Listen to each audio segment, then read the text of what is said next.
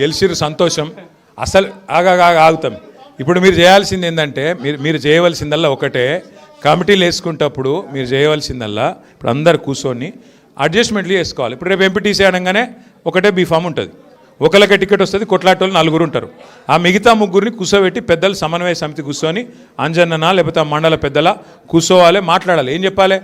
నువ్వు పార్టీ కమిటీలకు రా, లేకపోతే రేపు మార్కెట్ కమిటీలు వస్తాయి, నువ్వు ఫలానా డైరెక్టర్ తీసుకో, ప్రభుత్వం 2.5 ఏళ్లలో వస్తుంది, రంది పెట్టుకోకని చెప్పాలి. ఇంకొక మాట నేను గెలిచిన సర్పంచ్లకు కూడా చెప్తున్నా, ఆడ ఈడ కాంగ్రెస్ ఎమ్మెల్యేలు ఆగవే ఏం లేదు, కూర్చో మీరు మాట్లాడు. ఆగుతాం. ఏం పేరు అయినా పేరు? మల్లేష్. మళ్ళీ మాట్లాడదాం.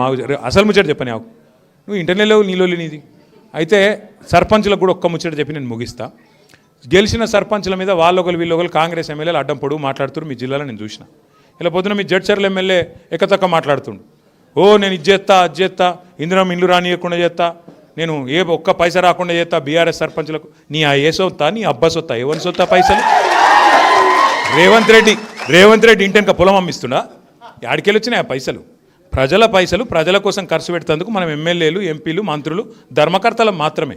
గెలిచినామంటే అదేదో మన ఇంట్లోకి వెళ్ళి పైసలు పెడుతున్నట్టు ఒక్కొక్క డైలాగులు ఎమ్మెల్యేలు మీవాడు, ఇంకో ఎమ్మెల్యే చెప్తున్నా మీవాడ వనపర్తి ఆయన, నేను ఇంటి గేట్ కాడికి రానియాడు. నీ గేట్ కాడికి వచ్చే కర్మేంద్ర భయ్, నాకు అర్థం కాదు. నీ గేట్ కాడికి వచ్చేది ఏంది? బాబాసాహెబ్ రాసిన రాజ్యాంగం ఆధారంగా మన హక్కుగా పైసలు రావాలి. వాడేవాడు ఇచ్చేందుకు ఈ హౌల మాటలు మాట్లాడే ఎమ్మెల్యేలకు బుద్ధి చెప్పాలంటే రేపు గట్టి కొట్లాడాలి జిల్లా పరిషత్లో. నేను మిమ్మల్ని అందరినీ కోరేది ఏంటంటే దయచేసి ఆలోచన చేయండి. మీకు తెలియాలి కొన్ని విషయాలు. ఏం తెలియాలా? భారతదేశంలో 5 రకాల ప్రభుత్వాలు ఉంటాయి, కిందికెళ్ళి మిద్దాకా. ఊళ్ళే గ్రామ పంచాయతీ ఉంటుంది, స్థానిక ప్రభుత్వం, గ్రామ ప్రభుత్వం, కొద్దిగా మీదికి మండల ప్రభుత్వం, మండల పరిషత్ ఉంటుంది,